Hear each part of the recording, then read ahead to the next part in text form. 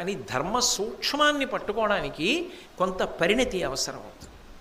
మీకు నేను ఒక విషయం చెప్తాను, మీరు దాన్ని పరిశీలించండి. ఒకప్పుడు రామాయణంలో ఏమైందంటే, సీతమ్మ దగ్గరికి స్వామి హనుమ బయలుదేరి వచ్చారు. 100 యోజనముల సముద్రాన్ని దాటి వచ్చిన ఒకే ఒక వానర వీరుడు వచ్చి ఎంతో కష్టపడి రాత్రంతా అన్వేషణం చేసి తెల్లవారుధామున సీతామాత దర్శనం చేసి రావణుడు మాట్లాడి వెళ్ళిపోయిన తరువాత తల్లి దగ్గరికి వచ్చి, వానరోహం మహాభాగే దూతో రామస్య ధీమతః రామనామాంకితం చేదం పశ్యదేవ్యంగుళీయకం ప్రత్యార్థం తవానీతం తేన దత్తం మహాత్మన సమాస్విషి భద్రం తే క్షీణ దుఃఖపలాహ్యసి. అమ్మా, నీ దుఃఖం పోయిందమ్మా ఇవాళతో, ఇదిగో నేను రామచంద్రమూర్తి యొక్క అంగుళీయకాన్ని నీకు ఇస్తున్నాను అని ఇచ్చారు.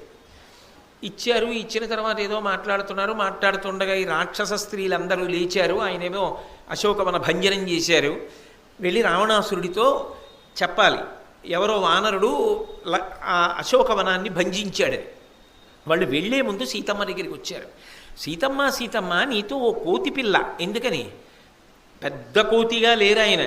సూర్యే చాస్తంగతే రాత్రౌ దేహం సంక్షిప్య మారుతి వృషదంశకమాత్ర సన్ బభూవా అద్భుత దర్శన అని వాల్మీకి మహర్షి రామాయణంలో. కేవలము అంగుష్టమాత్రంగా బొటనవేలంత పిల్లలా ఉంది కోతి పిల్ల రూపం, అలా ఉన్నారు. ఆ కోతి పిల్ల నీతో కిచకిచలాడింది కదా, ఆ కోతి పిల్లే తర్వాత పెద్ద రూపాన్ని ధరించి అశోకవనాన్ని భంజించింది. ఆ కోతి ఎవరు అని అడిగారు. ఆవిడంది, యూయమేనాభిజానాతి యూయం యద్వా కరిష్యతి అహిరేవహ్యహే పాదాన్ విజానాతి సంశయ అంది. ఏమో వచ్చినవాడెవరు? పాము కాళ్ళు పాముకి తెలియాలి, మీ రాజ్యంలో వచ్చినవాడెవరో మీకు తెలియాలి అంతే. పాము పాకుతోంది అనుకోండి, పాము అలా పాకుతోంది కదా, శరీరం అంతా కదులుతోంది కదా, లాగదు కదా, ముందు నుంచి వెనక్కి లాకుతూ వెళ్ళదు కదా శరీరాన్ని, ఏదో రైలు బండిలాగా. పాము కాళ్ళున్నాయా అని అడిగారు అనుకోండి, అది పాకుతుండగా నేను వెళ్ళి తిరగేసి చూడనా? పాముకి కాళ్ళు ఉన్నాయో లేవో, ఎందుకంటే కొన్ని కాళ్ళు విచిత్రంగా ఏమిటంటే ఒకప్పుడు కనపడతాయి, ఒకప్పుడు కనపడవు. అలా కూడా ఉంటాయా అంటారేమో. విమానం చక్రాలు దిగినప్పుడు కనపడతాయి, పైకి వెళ్ళినప్పుడు లోపలికి పోతాయి. పైకి వెళ్తున్నప్పుడు విమానానికి చక్రాలు ఉన్నాయంటే లేవు, కిందకు వచ్చినప్పుడు చక్రాలు లేకపోతే ఎలా దిగింది? కనపడతాయి చక్రాలు. అప్పుడు ఉన్నాయా లేవా అంటే ఖచ్చితంగా చెప్పాలి, సత్యంగా చెప్పాలంటే పైకి వెళ్ళిన తర్వాత దాంట్లోకే లాగేస్తామండి, దింపేటప్పుడు మాత్రం చక్రాలు బయటికి తీస్తాం అని విమానం నడిపే ఆయనే చెప్పాలంతే. అలా పాము కాళ్ళున్నాయా లేవా అంటే పాముకే తెలియాలి, మీ ఊళ్ళోకి వచ్చిన వాడెవరో మీకే తెలియాలని. అబద్ధమా కాదా? ఆవిడికి తెలియదు హనుమ ఎవరో, ఎందుకు వచ్చారో తెలియదు, ఉంగరం ఇచ్చారని తెలియదు, మీకే తెలియాలి నాకేం తెలుసు అంటే చెప్పకపోవడం అబద్ధమే కదా. మరి సీతమ్మ అబద్ధం ఆడిందా లేదా రామాయణంలో అంటే మీకు మొహమాటం చెప్పడానికి. ఏమంటాడో రామాయణం కదా, సీతమ్మ అబద్ధం ఆడిందంటే మళ్ళీ లేనిపోను గొడవ, ఏమంటాడో నించోపెట్టి ఇప్పుడు పెద్ద చర్చ మొదలెడతాడో ఏమిటో మీకు అనుమానం. మీకు ఎవరికి అనుమానం అక్కర్లా, నేనే చెప్తున్నా ఆవిడ అబద్ధం ఆడింది. ఎందుకంటే అందులో పెద్ద అనుమానం ఏముందండి? అనుమానం ఉందా? ఆడిందా? అబద్ధమేనా? ఖాయమా? అబద్ధమేట. మరి సీతమ్మ అబద్ధం ఆడచ్చా? మరి సీతాయాశ్చరితం మహత్ పౌలశ్చ వధమిత్యేవ చకార చరితం వ్రత అని రామాయణానికి పేరు పెట్టారు వాల్మీకి మహర్షి. మరి సీతమ్మ అబద్ధం ఆడితే ఎలా చెల్లుతుంది? అంతటి మహాపతివ్రత. అది ధర్మ సూక్ష్మము అంటారు. ధర్మమర్థమైనంత తేలికగా ధర్మ సూక్ష్మం అర్థం కాదు. పెద్ద ధర్మాన్ని నిలబెట్టడానికి ఒక్కొక్కసారి చిన్న ధర్మాన్ని తప్పుతారు. అప్పుడు అది పెద్ద ధర్మాన్ని నిలబెట్టడమే అవుతుంది తప్ప ధర్మాన్ని తప్పడం అవ్వదు. ఇప్పుడు ఆవిడ నిజం చెప్పేసింది అనుకోండి, అవునండి ఆయన పేరు హనుమండి, ఆయన వానరుడండి, ఆయన సుగ్రీవుని యొక్క సచివుడండి, మా ఆయన పలుపున వచ్చాడండి, ఇదిగో చూశారా నాకు ఉంగరం తెచ్చాడండి, నేను అబద్ధం ఆడకూడదండి నిజం చెప్పేశానండి, ఆయన్ని పట్టుకుని ఆయన కంఠం కోసేశారనుకోండి, అది సాధ్యం కాని విషయం. అసలు చెప్తున్నా, ఇప్పుడు తనని ఆశ్రయించి తన కొరకు తన రక్షణ కొరకు బయలుదేరి వచ్చిన ఏకైక వీరుడు ఆ రాజ్యం మొత్తం మీద తన కోసమని అంత కష్టపడి తన భర్త పనుపున వచ్చినటువంటి వీరుడి యొక్క గుట్టుమట్లు చెప్పి ఆయనకి ప్రాణహాని కల్పించడం కన్నా ఒక అబద్ధం చెప్పి ఆయన ప్రాణములను కాపాడడం, ఒక వ్యక్తి ప్రాణములను కాపాడడం పెద్ద ధర్మం. అందుకే ప్రాణములను నిలబెట్టడం అనే పెద్ద ధర్మాన్ని నిలబెట్టడానికి అబద్ధం ఓ చిన్న అధర్మాన్ని చేసినా అది అధర్మం కిందకి రాదు, అసత్యం కిందకి రాదు, సత్యం కిందకి వెళ్ళిపోతుంది. అది ధర్మ సూక్ష్మం. పోని ఇక్కడంటే ఆవిడకు ఉపకారం చేశారు, నాకు ఆవిడికి ఉపకారం చేశారు కాబట్టి ఆవిడ చెప్పారేమోనండి అంటారేమో. దేవీ భాగవతంలో ఇంకో విశేషం ఉంది. నేను ఇప్పుడు మొత్తం ఉపాఖ్యానం చెప్పడం కుదరదు, కానీ సత్యతపసుడు అని పిలిచేవారు ఒక ఆయన్ని. ఆయనకి ఏమీ రాదు నిజానికి. ఆయన ఓ రోజున చిన్న పాకలో కూర్చుని ఉండగా ఒక వేటగాడు ఒక అడవి పందిని తరుగుతూ బాణం వేశాడు. అది దాని యొక్క ప్రాణస్థానమునందు గుచ్చుకుంది. పెద్ద అరుపు అరుస్తూ నెత్తురోడిపోతూ ఆయన నిశ్శబ్దంగా అలా కూర్చుని ఉన్నాడు, ఏదో ఆలోచిస్తూ. ఆ పంది లోపలికి వచ్చింది. ఒక్కసారంత పంది బాణం నిత్తురు నోరు తెరిచి దాని అరుపు చూశాడు. లేచి నిలబడి అనుకోకుండా ఆయన నోటి వెంట సారస్వత బీజం వచ్చింది, సరస్వతీ కటాక్షం వచ్చింది. ఇప్పుడు ఆ పంది పక్కనున్న పొదలోకి వెళ్ళి దాక్కుంది. వెనకాతలే వేటగాడు వచ్చాడు. వచ్చి ఏమండే ఇక్కడ పంది ఒకటి పరిగెత్తుకొచ్చింది, అది ఎక్కడుంది అని అడిగాడు. నిత్తురు కనబడుతోందిగా, అది ఎక్కడ దాక్కుంది అని అడిగాడు. అది ఎక్కువ దూరం పరిగెత్తలేదు, ఇంకా చంపేద్దామని. ఈయన అన్నాడు, యాపశ్యతి నసాబ్రూతే ఆబ్రూతే సనపశ్యతి అహో వ్యాధస్వకార్యార్థిన్ కిం పృచ్యతి పునః అన్నాడు. ఒరే నాయన, చూసినవి చెప్పవు, చెప్పినవి చూడలేదు, ఎందుకన్ని మాటలు అడుగుతావు? ఆ పందే దొరికిందా, ఇంకోటి వెతుక్కో. ఈ పిచ్చాయని చెప్పింది ఏమిటో అర్థం కావట్లేదు, పందిటి రాలేదేమో అని ఆయన వెళ్ళిపోయాడు. పంది రక్షింపబడింది. పంది సుందరకాండలో సీతమ్మకి హనుమ ఉపకారం చేసినట్టు చేసిందేం కాదుగా. కానీ ఆయన యాపశ్యతి నసాబ్రుతే, చూసిందేది కన్ను చూసింది, పంది ఇలా వెళ్ళిందని. ఇలా వెళ్ళింది అని చూసినటువంటి పందిని చూసింది కన్ను. ఆ కన్ను చెప్తుందా? చెప్పలేదు. ఎవరు చెప్పాలి ఇలా వెళ్ళిందని? నోరు చెప్పాలి. నోరు చూసిందా?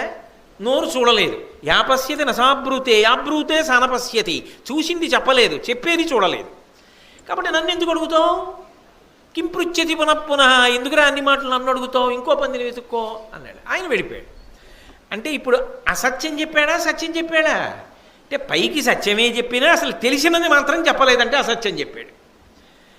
మరి అసత్య దోషం రాలేదా సరస్వతీ కటాక్షం రాగానే? అంటే నిజమైన సరస్వతీ కటాక్షం ఏమిటంటే ప్రాణి రక్షణ చెయ్యడం. ఒక ప్రాణి యొక్క ప్రాణం పోకుండా కాపాడాలి. చెప్పేయడం తేలిక, చచ్చిపోయాక ప్రాణం పెట్టగలవా? అందుకే ఒక ప్రాణి రక్షణ కొరకు చెప్పిన అబద్ధం అసత్యం కాదు, సత్యమే అవుతుంది. అందుకే సత్యాన్ని పలుకు అనేటటువంటి మాటలో, సత్యమును అనుష్ఠించు అన్న మాటలో ధర్మసూక్ష్మం ఎరిగి ప్రవర్తించాలి. అలాగని నేను ఏదో ఆ ఉపకారం కోసం అబద్ధాలు చెప్పానండి అని అదే పనిగా అబద్ధాలు చెప్పకూడదు. ధర్మము, ధర్మసూక్ష్మము గుర్తెరిగి సత్యమును ఆలంబనం చేసుకుని ప్రయాణించేవాడు ఎవరుంటాడో వాడు ధర్మభ్రష్టుడు కాకుండా సముద్రతరణం చేసి ఇక పుట్టుక లేనటువంటి పునరావృత్తి రహిత శాశ్వత శివసాయుజ్య స్థితిని పొందగలుగుతాడు.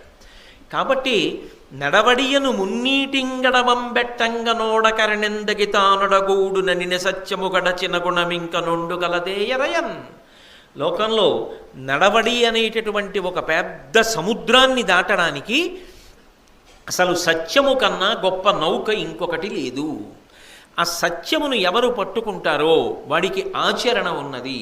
సత్యమును పట్టుకున్న వాడి వెనక తొందరగా మిగిలిన వాళ్ళు కూడా పెడతారు. ఆ సత్యాన్ని బట్టే ధర్మం కూడా నిలబడుతుంది. ఇందాక నేను మీకు అబ్దుల్ ఖాదిర్ వృత్తాంతం చెప్పాను కదా. సత్యమును నమ్మాడు, సత్యము పక్క ధైర్యము నిలబడింది, అంతే. ఆచరణ అదే వెళ్ళిపోతుంది, అంతే. ఇంకా సత్యాన్ని వదిలిపెట్టి ధర్మాన్ని పట్టుకుంటాను, ఆచరణ చేస్తానంటే కుదిరే విషయం కాదు. అందుకే సత్యమును పలుకు. బాగుంది కానండి, మీరన్నీ ఇలాంటి మాటలే చెప్తుంటారు, విదురుడు చెప్తుంటాడు. కానీ సత్యమును పలుకు అండం కన్నా సత్యమునే పలకడానికి ఏదైనా తేలిక మార్గం ఉంటుందా? అసత్యం పలకకుండా కట్టడి చేసే మార్గం ఏమైనా ఉంటుందా లోకంలో?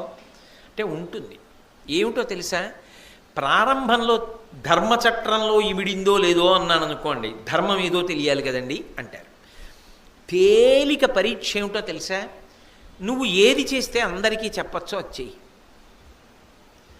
నేను చేసిన పని ఎవ్వరికీ చెప్పలేను అనుకోండి, అది ఎవరితో పంచుకోలేను, అది పరమరహస్యంగా చేస్తాను. అది నేను చేశాను అని ఎట్టి పరిస్థితుల్లో ఎవరికీ చెప్పుకోలేను. అది బయటికి వచ్చిందనుకోండి, నాకేం సంబంధం లేదంటే బుకాయించే ప్రయత్నం చేస్తాను. అదే అసత్యం నువ్వు ఆడింది. అంతే పరీక్ష. నువ్వు అలా బుకాయించవలసిన పని చేయకు అసలు. అప్పుడు ఇంకా ఆ మాలంతా ఎందుకు, ఆ అబద్ధాల మాల ఎందుకు అసలు నీకు? నువ్వు ఏ పని చేస్తావో ఆ పని 10 మందితో చెప్పగలిగేది చెయ్యి. నేను అన్నం తిన్నాను, ఏమిటవుతుంది? ఎక్కడికి వెళ్ళారండి? భోజనానికి వెళ్ళి వచ్చానండి. ఏం చేశారు? ఒక అరగంట పడుకుని లేచి వచ్చానండి. అది చెప్పడానికి ఏమైనా తప్పైన విషయమా? ఏది చెప్పలేవు నువ్వు? అది నాకెందుకు, అది చేయకు చాలు. ఏది నువ్వు ఇంకొకటికి చెప్పలేవో అది చెయ్యవద్దు. ఏది చెప్పలేవు? చటుక్కున ఎదురుగుండా ఇంట్లో తలుపులు తీసుండి ఎదురుగుండా ఇల్లాలు కింద కూరలు కొనుక్కోవడానికి వెడితే ఆ ఇంట్లోకి వెళ్ళి ఆవిడ అక్కడ పెట్టుకున్న ఏ గొలుసో పట్టుకొచ్చేసావు అనుకో, అది చెప్పలేవు ఎవరికి. అది నువ్వు మళ్ళీ ఏ కార్యాలయానికో వెళ్ళి ఎదురింట్లోంచి గొలుసు పట్టుకొచ్చానండి ఇవాళ, అందుకే ఓ 10 నిమిషాలు లేట్ అయింది అనగలవా? పోనీ ఆ విషయం సభలో చెప్పగలవా? పోనీ ఆ గొలుసు శ్రావణ శుక్రవారం నాడు వేసుకుని అందరికీ చూపించగలవా? అంటే ఏది నువ్వు 10 మందితో పంచుకోలేవో, సాధారణ స్థితిలో నేను మాట్లాడుతున్నది, ఏది నువ్వు 10 మందితో చెప్పలేవో అది నువ్వు చెయ్యకో. దానిని బట్టి సత్యం ఆధారపడి ఉంటుంది. ఆ తర్వాత ధర్మము దాని ఎందు వచ్చేస్తుందా నీకు తెలియకుండానే అందులోకి ధర్మం వచ్చేస్తుంది. ఎందుకో తెలుసా? 10 మందితో చెప్పకుండా చేసేది ఏదో అది సాధారణంగా అధర్మం అయి ఉంటుంది. మీరు ఆలోచించండి. మీరు ఏది చెప్పుకోలేరో అది అధర్మం. అది ఆఖరికి ఏమవుతుందో తెలుసా? మీ పెద్దరికాన్ని కూడా కాల్చేస్తుంది. ఎందుకంటే ప్రత్యాయాంతికతా పునర్న దివసా కాలో జగద్భక్షక లక్ష్మీస్తోయ తరంగ భంగ చపలా విద్యుచ్చలం జీవితం తస్మాన్ మాం శరణాగతిం కరుణయా త్వం రక్ష రక్షాధున. నేను ధర్మాన్ని విడిచిపెట్టి కోట్లు సంపాదించేశాననుకోండి, బోలెడంత సంపాదించాను, వృద్ధాప్యం వచ్చింది, 70 ఏళ్ళు వచ్చాయి, పడుకున్నాను. ఓ 16 ఏళ్ళు వచ్చేనో వాడో 20 ఏళ్ళు వచ్చినవాడో మనవాడు వచ్చి దగ్గరికి కూర్చుని, తాతగారు మీరు చేసిన ఉద్యోగం ఇది కదా తాతగారు, మీకు నెలకు వస్తే ఓ 70-80 వేలు రావాలి కదా, ఇన్ని కోట్ల ఆస్తి ఎలా సంపాదించారు తాతగారు, నాకు చెప్పండి అలా సంపాదించాలనుంది, మీ దగ్గర వాటా వద్దు అన్నాడు అనుకోండి, ఏం చెప్తావు? చెప్తావా? చెప్పగలవా? అప్పుడు బ్రతికి 100 మాటలు చచ్చినట్టు. కాబట్టి చెయ్యకు. ఏది పంచుకోలేవో, ఏది 10 మందికి చెప్పలేవో దానిని చేయవద్దు. నేను ఏది చేశానో అది ఎవరికైనా చెప్పగలను అంటే దాని అర్థం ఏంటి? నేను సత్యధర్మముల యందే నిలబడి ఉన్నాను, దానికి దూరంగా జరక్కు. ఏది ఏమైపోని దానికి దూరంగా మాత్రం జరక్కు జీవితంలో. అది తేలిక మార్గం. సత్యమునందు ధర్మమునందు ఊంచుకోవడానికి అది మార్గం. నిజానికి ఇది ఎక్కడ ప్రారంభం అవ్వాలి అంటే పిల్లల దగ్గర ప్రారంభం అవ్వాలి. మీరు ఒకటి బాగా ఆలోచించండి. భగవంతుని యొక్క తత్వమునందు సహజంగా ఏముంటుందంటే సత్యమును మాట్లాడడం మాత్రమే తెలుస్తుంది తప్ప అసత్యం పలకడం ముందు తెలియదు. అసత్యం ఎందుకు పలకడం మొదలు పెడతాడంటే వాతావరణ ప్రభావము చేత అసత్యము పలకడం అలవాటు అవుతుంది. నేను మీకు ఒక ఉదాహరణ చెప్తాను. నేను విశాఖపట్నంలో ఉండి ఉద్యోగం చేసుకుంటున్న రోజుల్లో, అప్పటికి ఇంకా నాకు పెళ్లి కూడా అవ్వలేదు, ఆ రోజుల్లో నేను ఉంటున్న ఇంటి వాటా పక్క ఇంట్లో ఓ చిన్న పిల్ల ఉండేది. ఓ 8 ఏళ్ళో 7 ఏళ్ళో ఉంటాయేమో ఆ పిల్లకి. నేను ఇంటికి వచ్చేటప్పటికి సాయంకాలం కార్యాలయం నుంచి ఆ పాప కూడాను మామయ్య మామయ్య అంటూ నాతో వచ్చేది, లోపలికి వచ్చేది. మా అమ్మగారు నాకు దానికి కూడా తాగడానికి కసిన పాలు ఇచ్చేవారు. ఒక రోజున నేను పాలు తాగుతున్నాను, దాని పాల గ్లాసు పడిపోయింది. పడిపోతే నేనన్నాను, అమ్మ దీని పాల గ్లాసు పడిపోయిందమ్మా, ఇంకొంచెం పాలు దీనికి అన్నాను. అదండి మామయ్య పాల గ్లాసు పడిపోలేదు, నేను పడేశాను అంది. నాకు మతిపోయింది. నేనైతే ఏమంటాను, పాల గ్లాసు పడిపోయిందంటాను. పాల గ్లాసు పడిపోతుంది, ఎందుకు పడిపోతుంది? అది పడిపోలేదు, నేను పడేశాను. కానీ అబద్ధం అన్నది ఎంత జీర్ణమైపోయి ఉంటుందంటే వయస్సుతో పాటు. నేనే చెయ్యి జార్చుకున్నాను, గ్లాసు అనలేను. మంచినీళ్ళు పడిపోయాయా అంటాను. మంచినీళ్ళు ఎందుకు పడిపోతాయి? పడిపోతాయా? అవేం పడిపోవు, నేనే పడేశాను. పొరపాటున నా చెయ్యి తగిలి పడిపోయింది, నేనే గ్లాసు పడేసింది అనగలనా? సాధ్యమా అంటే అంత బాగా జీర్ణం అయిపోతుంది అబద్ధం. ఆ వాతావరణంలో పిల్లలు ఏమైపోతారంటే వాళ్ళకి కూడా అలవాటైపోతుంది. అందుకే పిల్లలు అబద్ధం ఆడకుండా సత్యధర్మముల యందు ఉంచుకోవాలి అంటే వాళ్ళకి తేలిక మార్గం ఏమిటంటే నువ్వు ఏది చేసినా దాపరికం లేకుండా అందరికీ చెప్పగలిగినటువంటి పని మాత్రమే చెయ్యి. అలా ఏది చెప్పుకోలేవో అది చెయ్యవద్దు. ఎందుకో తెలుసా? ఒక అబద్ధంతో మొదలవుతుంది ముందు, ఆ తర్వాత దాన్ని కాపాడుకోవడానికి 1000 అబద్ధాలు ఆడాలి. ఇన్ని అబద్ధాలు ఆడినా సత్యం మాత్రం పైకి ప్రకాశిస్తుంది. అందుకే దాని జోలికి వెళ్ళకు అని మీరు చిన్న చిన్న కథలతో మంచి మాటలు చెప్పారనుకోండి, వాళ్ళు ఊంచుకుంటారు సత్యధర్మములయ్యదు. అది మనిషి జీవితానికి సంబంధించినదండి. భార్య కూడా నమ్మదు భర్తని. అదే పనిగా అబద్ధాలు ఆడేవాడిని ఆవిడ మాత్రం ఏమని నమ్ముతుంది? మనిషి దేనికి నమ్మడు అంటే అబద్ధం ఆడేటటువంటి వాడిని నమ్మడం. నిజం చెప్పడం ఒక్కటే అలవాటైందనుకోండి, ఆయన ప్రాణం పోయినా అలా చెప్పరండి, ఖచ్చితంగా అలాగే ఉండుంటుంది. ఆయన అన్నారంటే అంతే, అది సత్యం. అది మనిషి జీవితం అంటే. అలా అనిపించుకోగలగాలి. ఆయన అలా అబద్ధం ఆడరండి. ఆయన ఏదైనా చెప్పారంటే ఉన్నది ఉన్నట్టు చెప్తారంతే. అంతేగాని అబద్ధాలు ఆడడం అసలు ఆయనకి అలవాటు లేదు. అనిపించుకోవాలి. ఎవరనాలి? చెప్పినవాడు కాదు, శత్రువు అనాలి. అది గొప్ప. ఇప్పుడు నన్ను నమ్మినవాడు అనడం గొప్పే ఉందండి, ఆయన అబద్ధం ఆడరండి అంటారు. నా శత్రువు అనాలి, ఆయన అబద్ధం మాత్రం ఆడండోయ్, అది నాకు తెలుసు అనాలి. అది జన్మ అంటే. ధర్మరాజు విషయంలో శకుని అంటాడు ఆ మాట, వాళ్ళు అబద్ధం ఆడరంటాడు. దుర్యోధనుడు అంటాడు, నాకు తెలుసు వాళ్ళు అబద్ధం ఆడరు. ఇది ధర్మరాజు కానీ అంటే అజ్ఞాతవాసం అయిపోయిందని సత్యమే అంటాడు. అంటే ప్రాణం పోయినా అబద్ధం ఆడరు కొంతమంది. అదే వాళ్ళ కీర్తి, అదే వాళ్ళని చిట్ట చివరికి ఉన్నత లోకాలకి తీసుకెడుతుంది. వాళ్ళు ఎప్పుడు వెళ్ళిపోనివ్వండి ఈ లోకం నుంచి, వాళ్ళ కీర్తి మాత్రం శాశ్వతంగా ఉండిపోతుంది. వాళ్ళ జీవితాల గురించి అలాగే చెప్పుకుంటారు అంతే. అందుకే నడవడియను మున్నీటిం గడవం బెట్టంగా ఓడకరణెందగితా నడగూడునైనా సత్యము గడచిన గుణం ఇంకా 2 కలదే ఎరయన్. సత్యము కన్నా గొప్ప గుణం ఆచారమనంది ఇంకొకటి ఉన్నదా? ప్రశ్న వేస్తున్నాడు విదురుడు. ఆలోచించి చూస్తే సత్యము కన్నా గొప్పది ఏముంది ఆచారానికి? దీని విలువ గుర్తు పెట్టుకున్ననాడు జీవితం వినడం దగ్గర కాదు కదండి, ప్రతి క్షణం ఈ సన్నివేశాలు కదులుతాయి. అప్పుడు అబద్ధం ఆడి నిలబడ్డమా, ఏది ఏమైనా నిజమే పలకడమా? అయితే మీరు ఒక్క విషయాన్ని జ్ఞాపకం పెట్టుకోవాలి. ఒక్కొక్కసారి ఏమవుతుందంటే నిజం చెప్పినప్పుడు మీరు నింద పొందుతారు.